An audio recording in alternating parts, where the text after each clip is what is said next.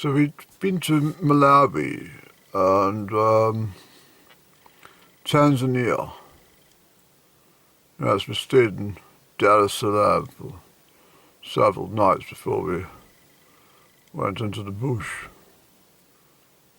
And it was a wonderful safari. And we visited Mozambique, and we were over at, where was it, Judy? Where was it? Oh, yes, Zanzibar. That's right, we were in Zanzibar. Shut up!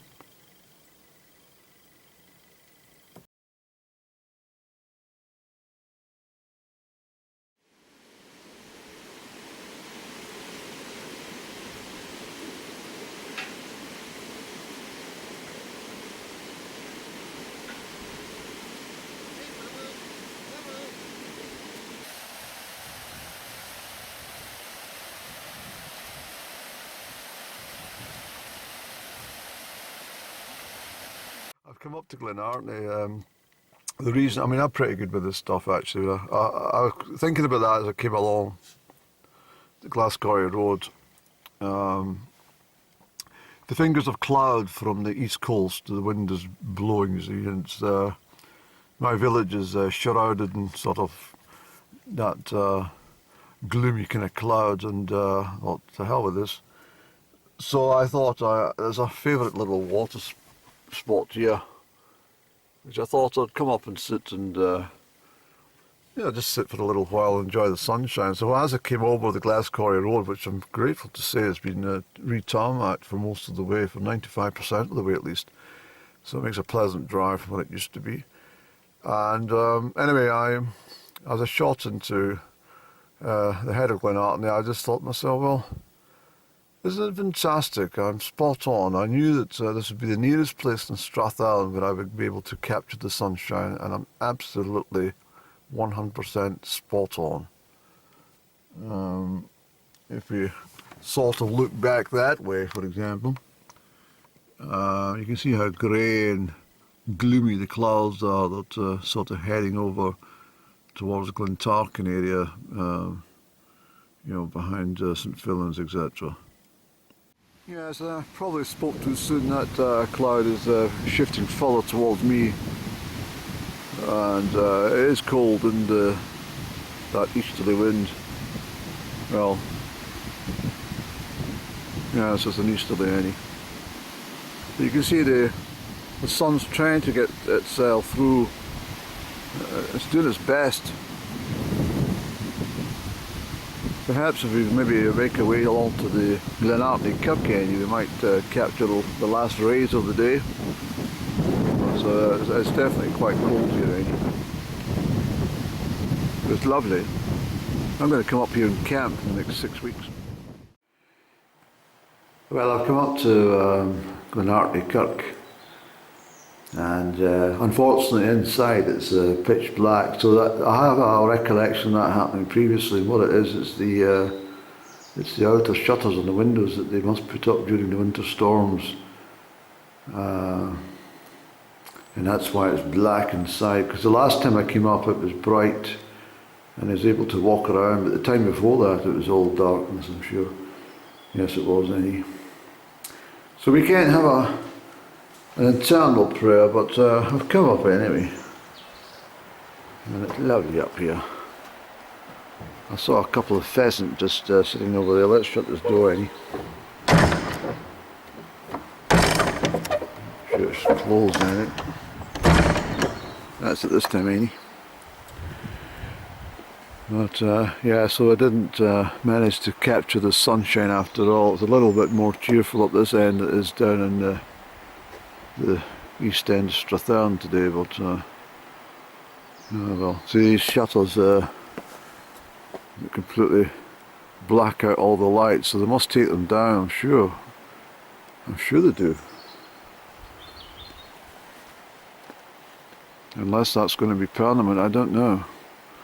I looked at the sign down there, and there's no fresh church services. There was 2 services advertised in 2023, but I don't know.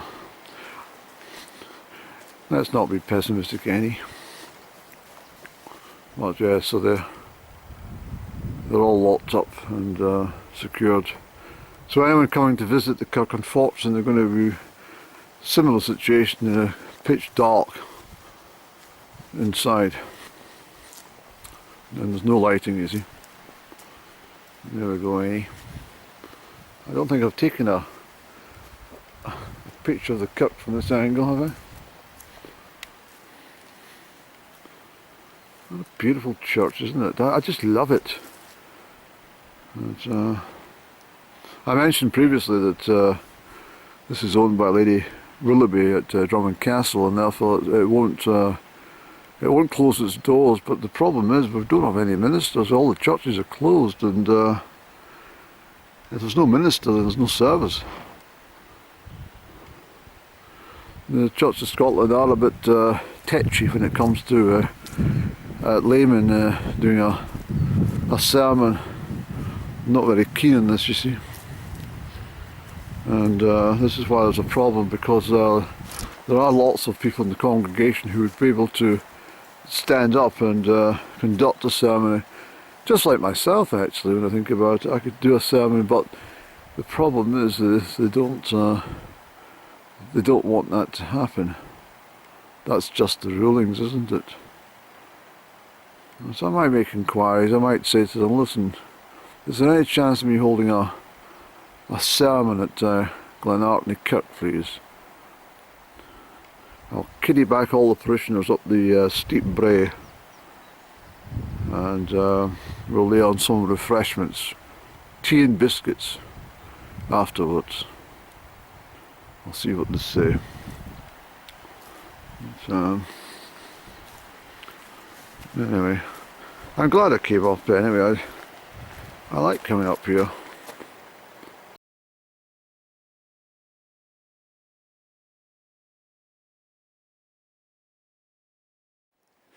I should also say that, I mean, this is obviously a maintained grass area. They do cut it in the summer months, you see, but even in fields and that. What is an observation that I had recently, and I never thought about it before, but our good Lord thought of every single conceivable thing when he was designing things and creating creatures. But these molehills, I used to think of them being a sort of nuisance to, well, I've been a victim of moles in a very lovely lawn that I'd manicured and when I worked at Avrex School in the town of Crieff. But what I'm saying is that these moles, they don't do it out of mischief or thuggery or vandalism. What they do is a gift for the birds. During the hard frosty weather of the winter, when the birds can't peck into the grass because it's solid, or the fields, the moles come up and they bring the worms to the surface. They allow the birds to have a peck at everything that's available in these molehills, and I think it's fascinating, and I'm sure that's the purpose of molehills, because they only appear in the winter, early spring period, you see, up until about April. And then of course the frosts are not so penetrating, and therefore the birds can peck away whenever they want. That's just an observation of mine. I don't know if I'm absolutely 100% correct, but I'd like to think I was. I mean, you can see them over there as well. So they're not just in man-made, maintained areas. They're also out in the open moors, so to speak. Yes, I do actually think that's the purpose. But let's go down to the car, Annie. I'm afraid the upper reaches of Glenartney are rather grim this afternoon. There's not much happening. Yes. It's still sleepy time of year, isn't it? This late winter, early spring period. It's the sun sort of teases you when it does shine, but no, it's still that cold time of year. That sort of Berlin type cold that hangs upon you. Yes, I'm speaking from experience. Hi, we're on the banks of the Rüchel in its early stages. It makes its way down to join the River Erne at Comrie. Yes, it's a tributary of the River Erne.